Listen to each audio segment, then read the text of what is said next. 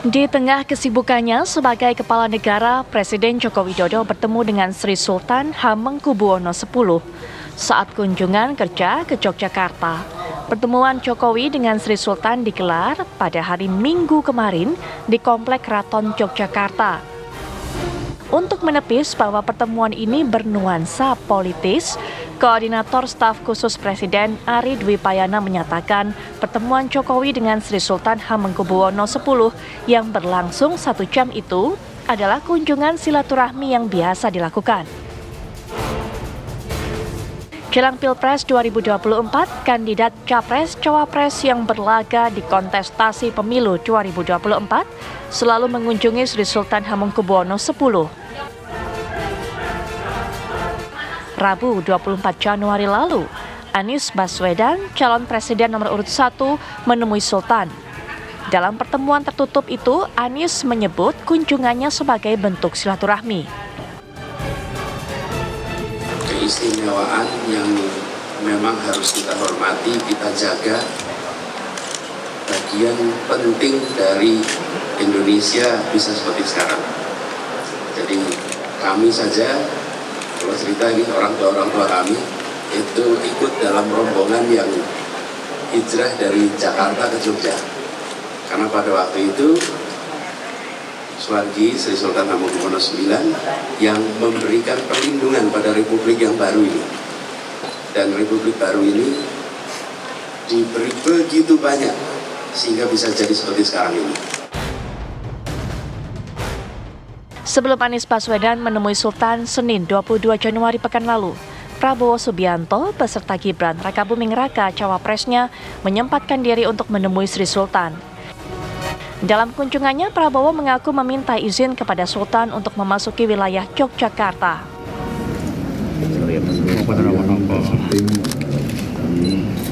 Terima kasih dapat diterima oleh Nasruddin dalam keadaan yang baik. Kami mohon waktu dan tadi dengan Sowan juga melaporkan yang minta izin masuk ke daerah lah. Jadi dapat juga tadi pandangan-pandangan beliau tentang beberapa masalah, terutama juga masalah masa depan, masalah teknologi dan sebagainya. Terima kasih juga berjalan dan kami juga bisa juga pandangan-pandangan beliau. Saya kira itu yang tentunya.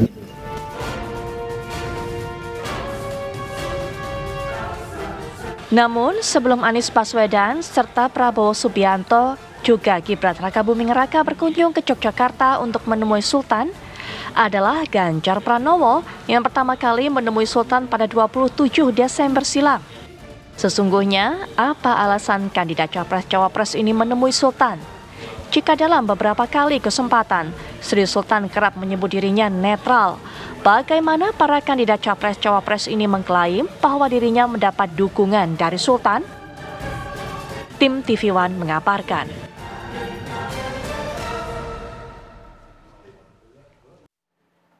Setelah bertemu dengan 3 calon presiden yang akan mewarnai pemilu 2024 ini, Sri Sultan Hamengkubuwono X terus kemudian bertemu dengan Presiden Joko Widodo pada hari Minggu kemarin. Apa makna dari pertemuan masing-masing, baik dengan Capres maupun juga dengan Presiden Joko Widodo, dan juga apakah pertemuan ini bisa mengkatrol elektabilitas dari masing-masing Capres, apakah membawa dampak dan juga pengaruh, dan siapa kira-kira yang mendapatkan restu dari Sri Sultan Hamengkubuwono X.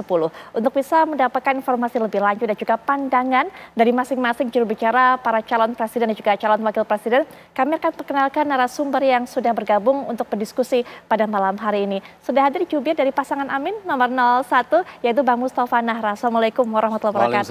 Selamat malam, Bang Mustafa Nahra. Baik. Dan juga akan melihat dari sudut komunikasi politiknya. Mas Nyarwi Ahmad juga akan memberikan pandangannya nanti. Assalamualaikum warahmatullahi wabarakatuh, Mas Nyarwi. Putri. Baik, dan juga sudah bergabung tentunya di layar. Ini adalah merupakan juru bicara dari masing-masing pasangan Capres-Cawapres dari pasangan 02, yaitu ada Bang Daniel Ansar Simanjuntak. Assalamualaikum warahmatullahi wabarakatuh, Bang Daniel.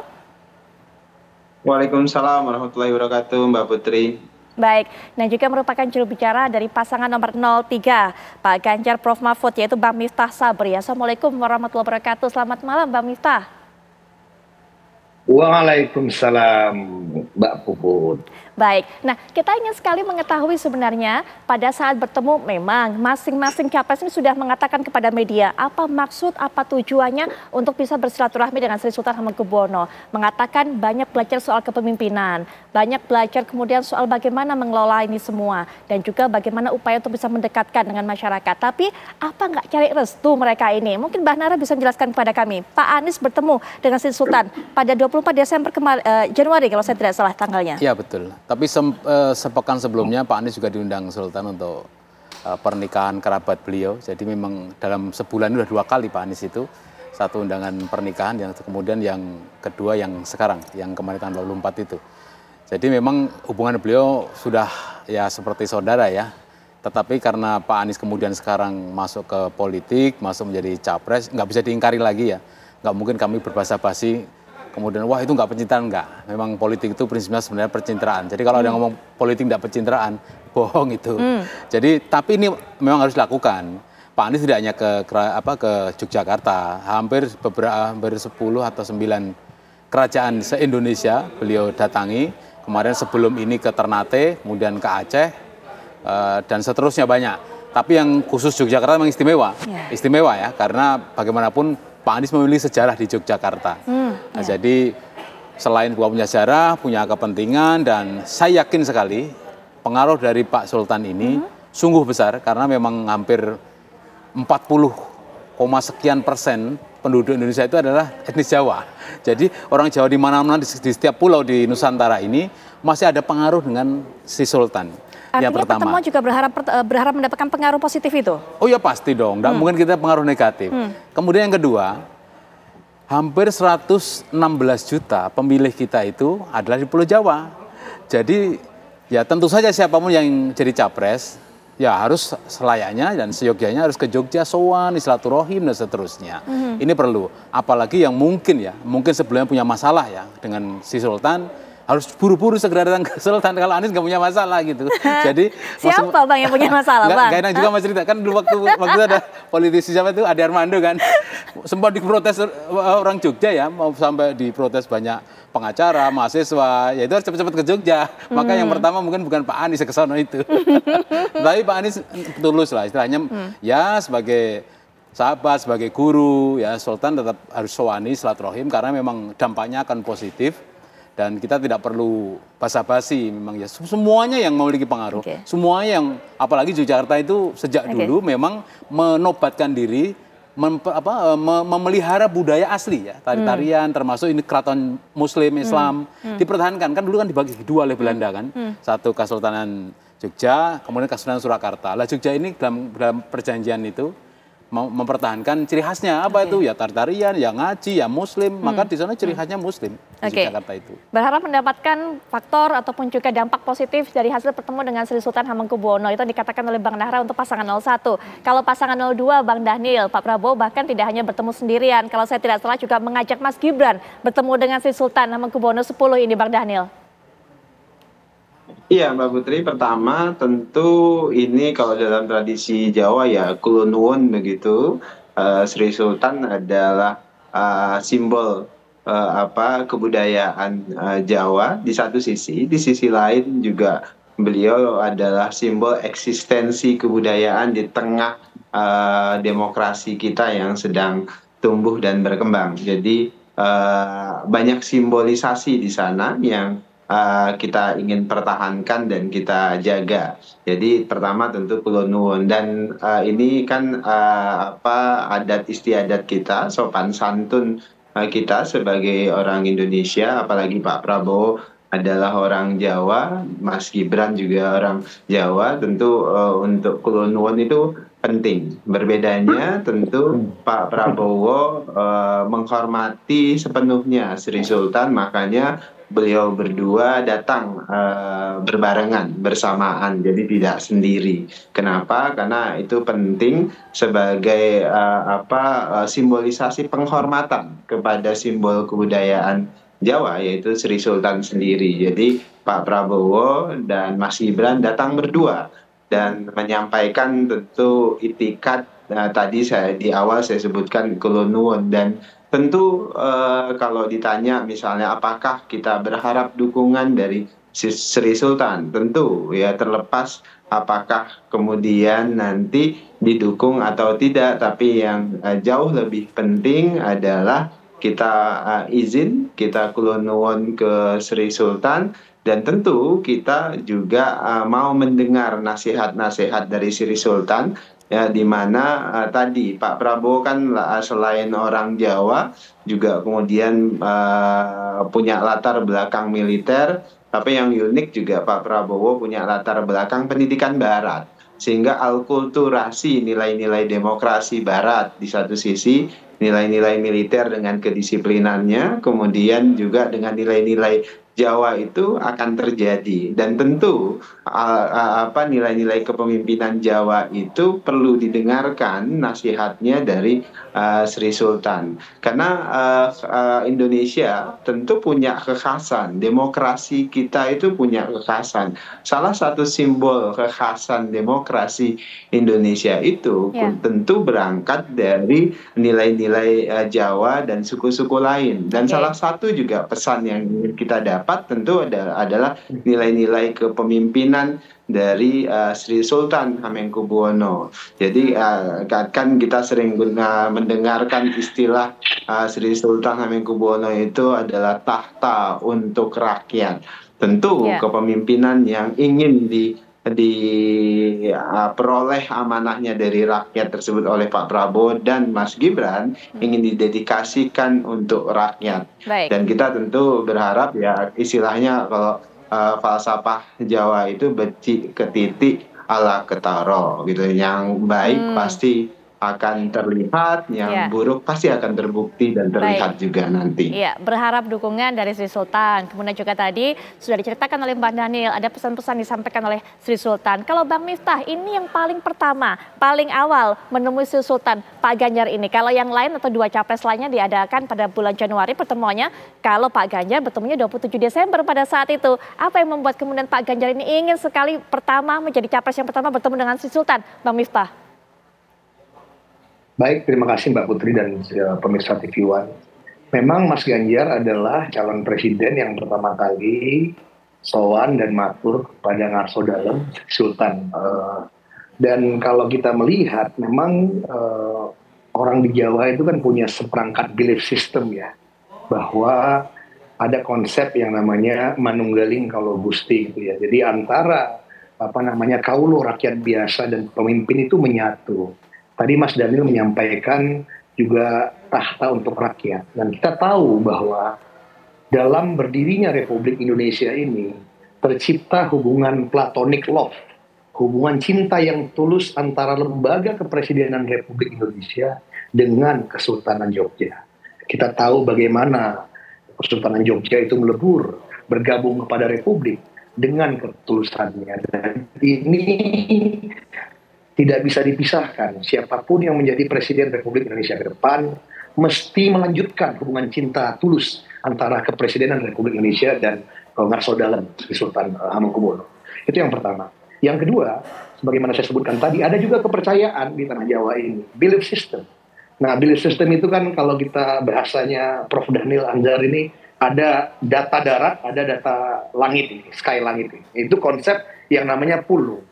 Siapapun yang menjadi raja atau pemimpin di tanah Jawa itu mesti mendapatkan pulung. Nah, pulung itu tidak hanya sebagai sebuah konsep metafisik, tapi adalah kepemimpinan yang spirit kepemimpinan yang harus dilanjutkan. Nah, kalau kita merujuk kepada data langit ini, setelah Indonesia ini merdeka, selalu presiden yang kuat itu harus mendapat support dari Sultan Jogja. Nah, dalam sejarah pemilihan presiden langsung di Indonesia, Pak SBY adalah yang pertama diterima oleh Pak Sultan, mendapat nasihat dan matur, pulung dapat Pak SBY menang. Kemudian juga dulu Pak Jokowi dengan Pak JK yang pertama kali, Pak Jokowi juga yang pertama datang ke Ngarso Dalem.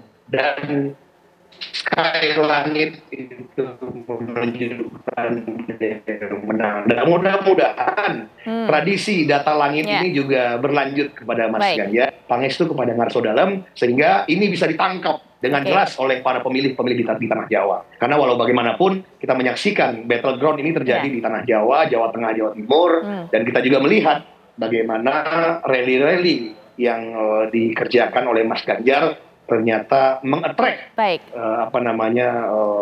daripada Jokowi senior untuk melakukan hal yang sama. Kira-kira begitu. Baik, Mbak Miftah, dan juga pemirsa, kita sudah dengarkan apa yang menjadi alasan dari masing-masing capres ini bertemu dengan Sri Sultan. Apa juga dampaknya nanti, akan ada ulasan juga serta pandangan dari Mas Nyarwi Ahmad, tapi setelah yang jeda berikut ini kami sudah kembali. Kita lanjutkan perbincangan. Mas Nyarwi, apa yang Mas Nyarwi tangkap dari pertemuan Sri Sultan dengan ketiga capres ini? Adakah perbedaan ketika Sri Sultan bertemu dengan Pak Ganjar, ketemu dengan Pak Prabowo dan Mas Gibran, dan juga bertemu dengan Pak Anies? Kalau secara umum ekspresi yang ditampilkan sampaikan Sri Sultan hampir sama ya. Tetapi mungkin pesan-pesan karena terkait dengan topik-topik ya yang mungkin dibahas, yang saya kira kalau banyak pembicaraan disampaikan itu kan membahas masalah bangsa, kira-kira gitu. Tetapi kan yang membedakan, Bud, itu saya lihat cara masing-masing capres-cawapres berbicara kepada publik ya setelah ketemu dengan Sri Sultan ya. Dan itu saya kira termasuk penggunaan istilah dan bahasa. Misalnya contoh 01 Mas Anies nyebut Ngarso Dalem, 03 juga nyebutnya saya dengar Ngarso Dalem juga. Tapi kalau di 02 itu saya tidak dengar itu, misalnya contoh istilah itu. Ya, karena penggunaan istilah itu menunjukkan cara berelasi ya satu sama lain. Tentu kalau bicara secara epistemologi dan kebahasaan itu bisa panjang. Tetapi bagi beberapa orang Jawa seringkali bukan hanya bahasa nonverbal ya, tapi bahasa-bahasa penggunaan kata yang kurang tepat itu juga sering maknanya berbeda gitu. Sehingga bisa memunculkan tafsir-tafsir yang berbeda. Tapi overall ya dari ketiga capres ini, termasuk tadi cawapres 02, itu kan kita bisa lihat, Put, itu menunjukkan bahwa sama-sama menempatkan Sri Sultan ini sebagai rujukan, kan gitu. Artinya Sri Sultan dipandang sebagai figur penting. Ya, pentingnya seperti apa tentu persepsinya bisa beda-beda ya. Apakah misalnya itu menjadi simbol kultural? Tadi Mas Nahra mengatakan dan menjelaskan itu, juga tadi Mas Miftah Sabri juga menjelaskan itu ya, bahwa keberadaan Sultan misalnya dan Sri Sultan itu kan simbol budaya ya, Keraton Mataram, Jawa, dan banyak struktur demografi pemilih Indonesia itu mayoritas kalau di persentase suku itu Jawa juga gitu ya, 40% tadi disebut, nanti perlu dicek lagi detailnya. Tapi sebenarnya bukan konteks sukunya juga. Saya lihat Jawanisasi politik di Indonesia itu sudah berlangsung. Dan itu bahkan pada masa Orde Baru itu sangat kuat sekali. Ya, mempengaruhi kultur politik budaya Jawa ya. Sehingga banyak nama-nama tempat-tempat perkantoran itu nama-nama menggunakan istilah bahasa Sanskerta dan Jawa. Belum lagi dalam berelasi seperti itu ya. Nah, itu juga saya kira juga berpengaruh. Belum lagi kalau kita lihat Jawa itu bukan hanya suku Jawa atau orang tinggal di Jawa, tetapi orang yang mengafirmasi ya keberadaan budaya Jawa atau menerima, mengadaptasi, itu juga saya kira menjadi pertimbangan juga. Tapi kalau dikatakan punya dampak besar nggak ke elektoral? Ya, Sri Sultan ini figur budaya, tokoh budaya dan tokoh politik juga ya. Tetapi kan bukan sosok yang mungkin pemain elektoral lah, kira-kira gitu. Tapi pemimpin yang hidup dan besar di tengah monarki yang harus beradaptasi dengan demokrasi, kira-kira kan gitu. Nah, kalau lihat sejarah tadi Mas Miftah Sabri juga mengatakan, memang betul Mas Nahra juga menyinggung juga. Saya kira Jogja itu menjadi punya kekuatan simbolik ya.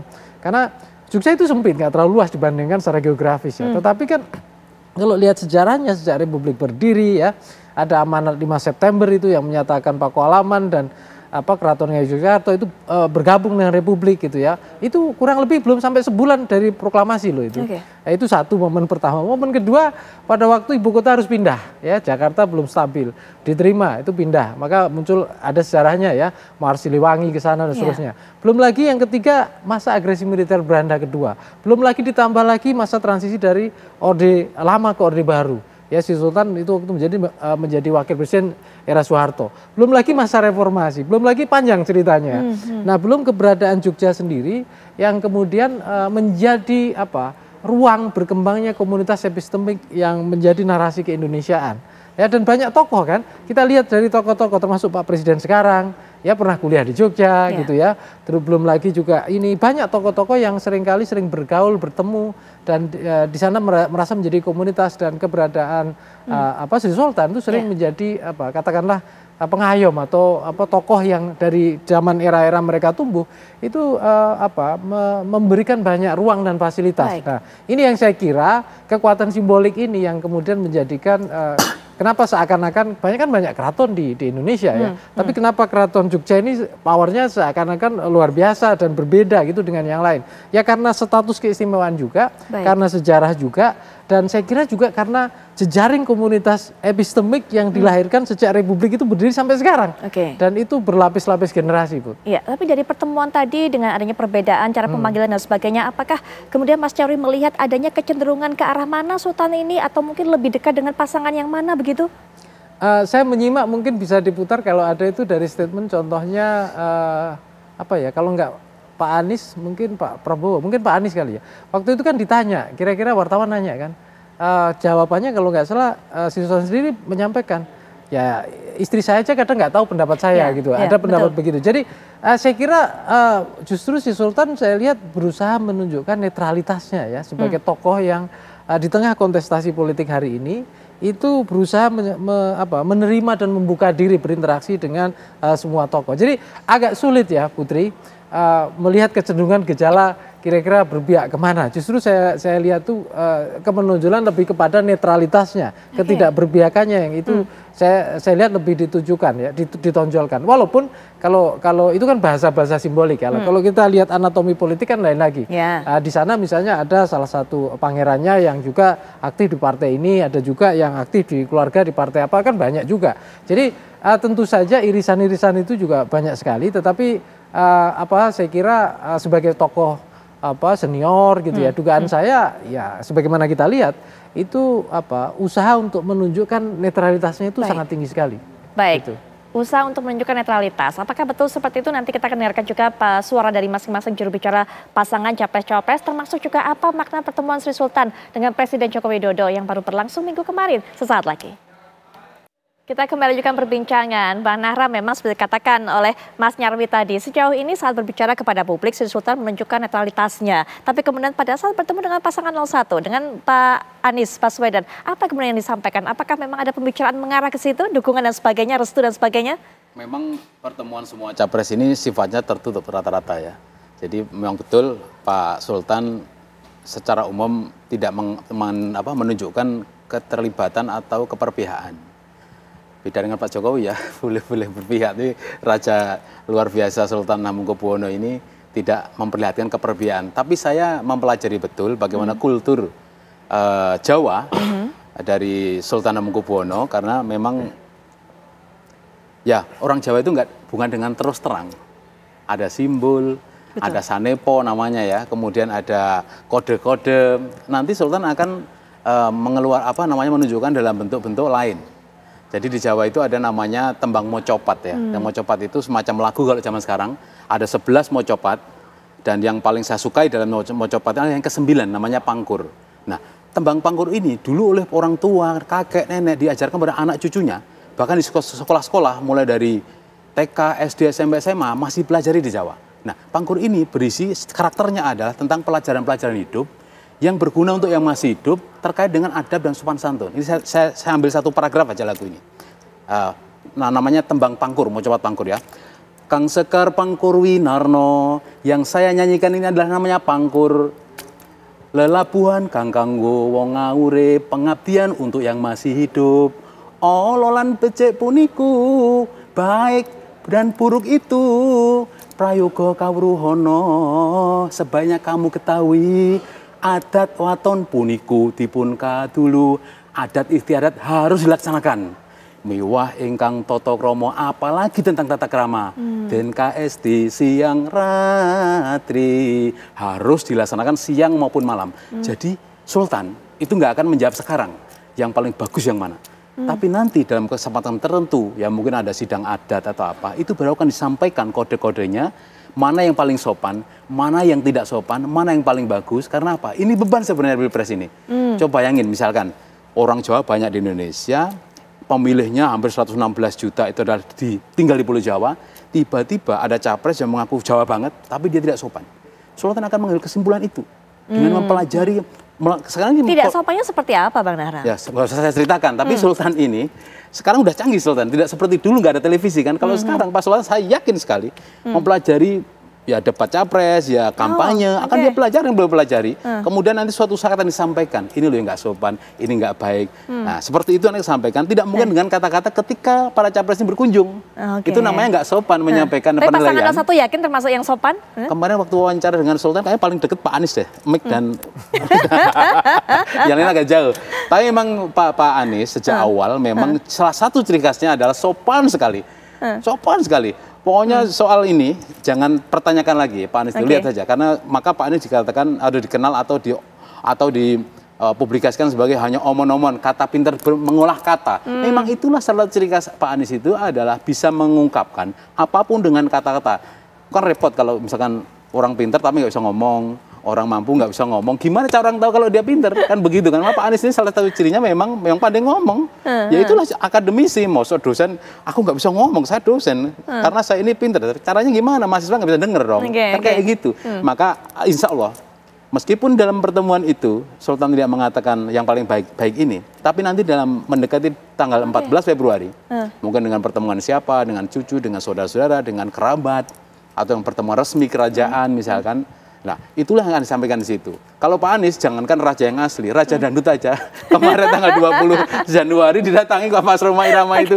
Karena memang menghormati semua yang punya pengaruh. Baik. Seperti itu. Baik, kita bicara mengenai sosok dari para capres ini kemudian yang bisa mendapatkan hati untuk Sultan atau Sri Sultan ini. Memang ya ini kita juga sambil lihat mungkin di layar kaca kami tayangkan kembali bagaimana pertemuan antara Sri Sultan dengan para capres, kedekatan yang terjalin antara Sri Sultan baik dengan Pak Ganjar, baik dengan Pak Prabowo maupun juga Pak Anies. Nanti mungkin juga bisa kami tayangkan kembali ke hadapan Anda. Tapi Bang Dhanil bagaimana melihatnya kalau klaim dari Bang Nahra memang sepertinya Pak Anies yang sudah dekat banget dengan Sri Sultan?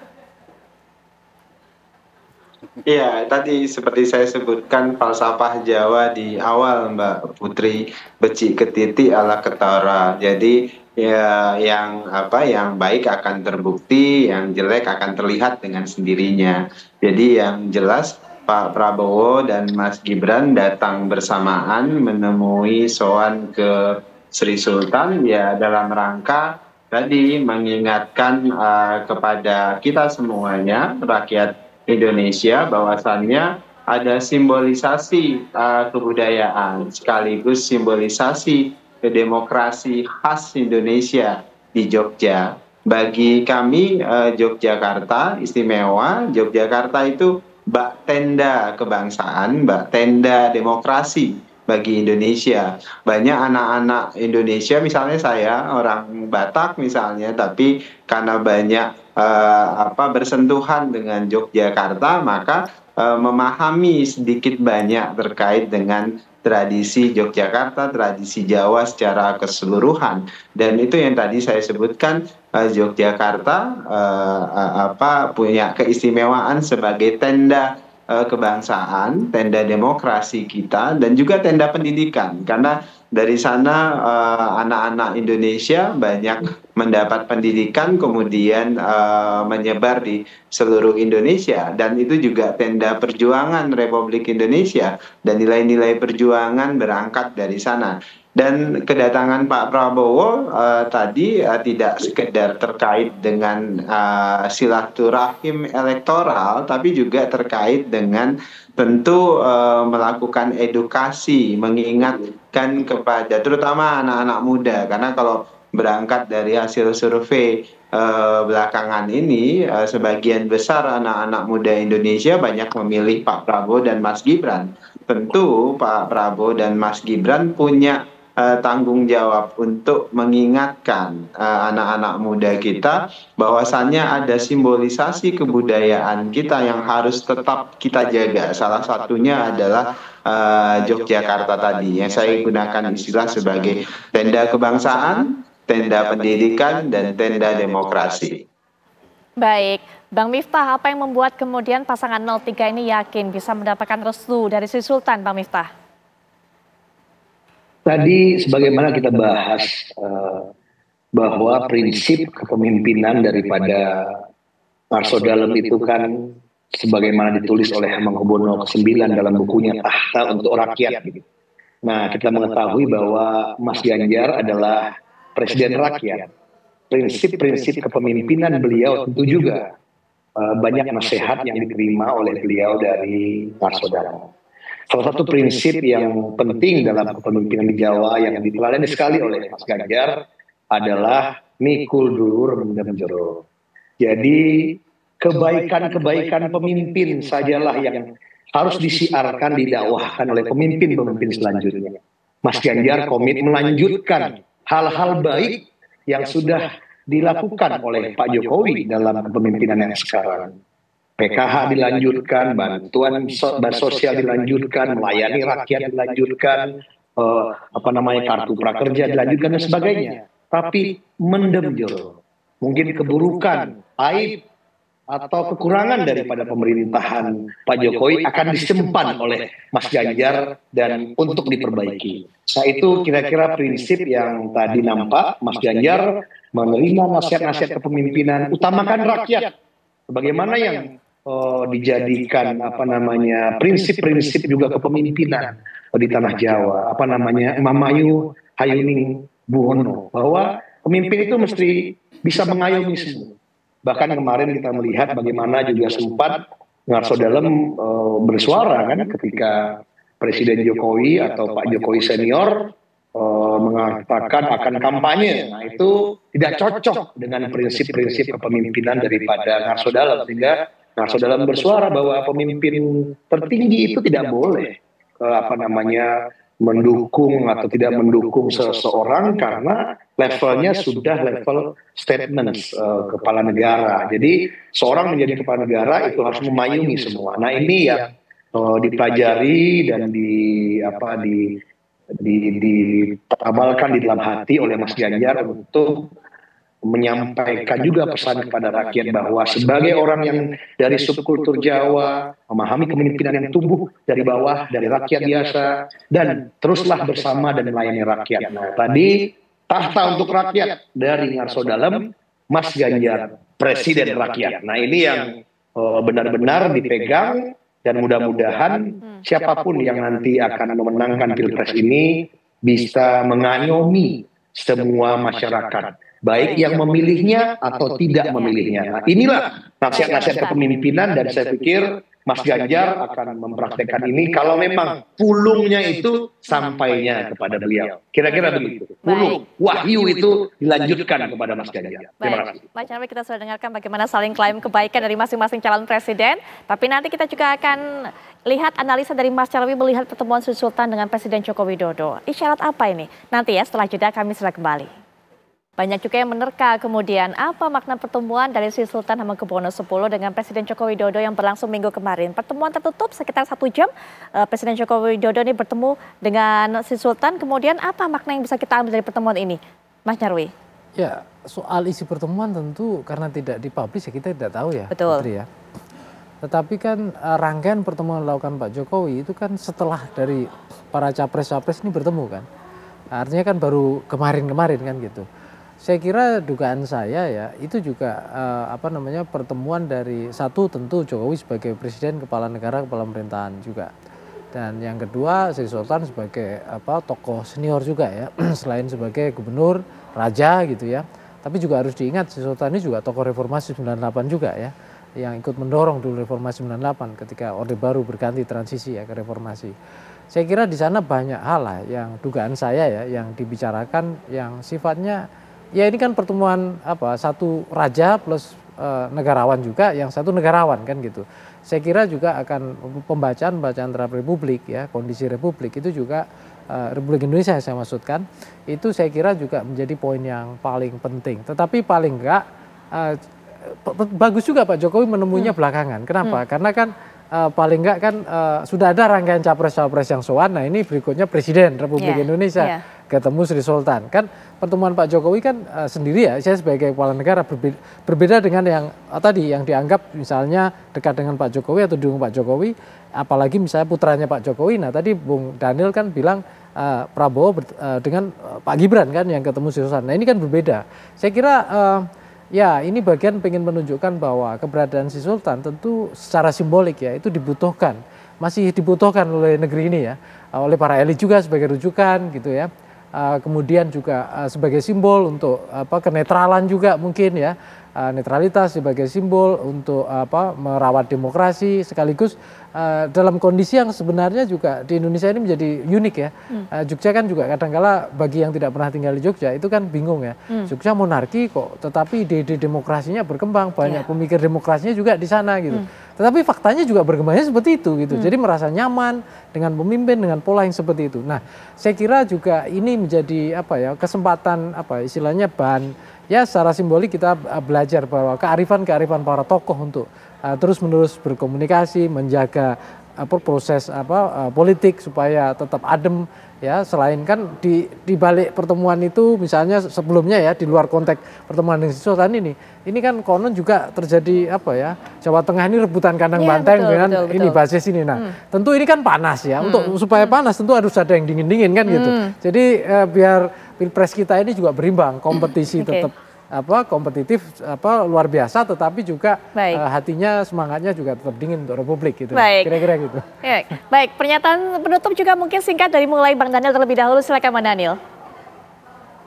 Iya, pada prinsipnya tentu semangat Pak Prabowo adalah bagaimana memahami demokrasi Indonesia itu secara khas. Dan salah satu simbol kekhasan demokrasi Indonesia itu adalah kepemimpinan Sri Sultan di Yogyakarta, dan itu harus terus-menerus kita jaga, kita rawat sebagai khasanah kebudayaan sekaligus khasanah demokrasi Indonesia.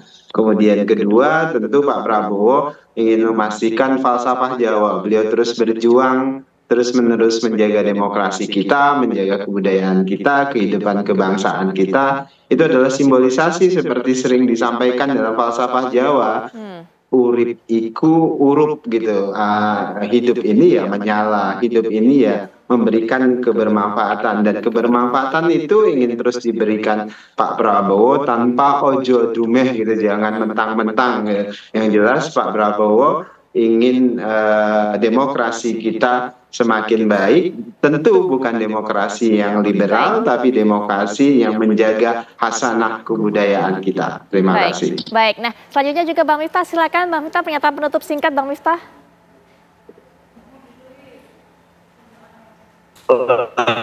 Karena semua harus ada Bang Miftah, sepertinya ada kendala komunikasi kami dengan Pak Miftah, kami tidak bisa mendengar Bang Miftah. Langsung saja Bang Nahra, silakan. Ya, yang pasti Pak Anies tidak akan istilahnya akan menjaga apapun titah maupun nasihat maupun wawarah ya dari Sinun ya, dari beliau Sultan itu, karena apa?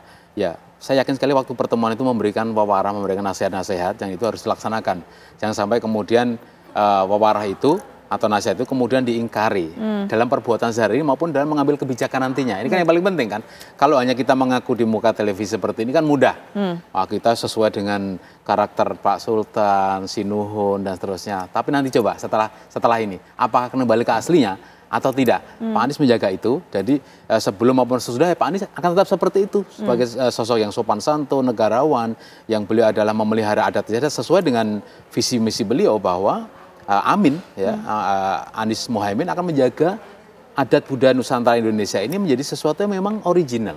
Original. Jadi memang harus kita jaga sesuai dengan apa? Ciri khas Keraton Yogyakarta ketika berpisah itu, bahwa Keraton Yogyakarta akan memelihara keaslian ya, budaya, adat istiadat, termasuk sebagai keraton Islam dan sebagainya, itu yang harus dijaga. Supaya Pak Anies tidak dianggap mengingkar habis pertemuan dengan Raja dengan Sinuhun kok ternyata setelah ini kembali lagi seperti itu, nggak sopan, nggak adat istiadat dan seterusnya. Ini akan dijaga insya Allah. Baik, nah kami juga mungkin coba untuk bisa menghubungi Bang Miftah. Apakah masih terhubung dengan kami? Silakan Bang Miftah. Ya, baik.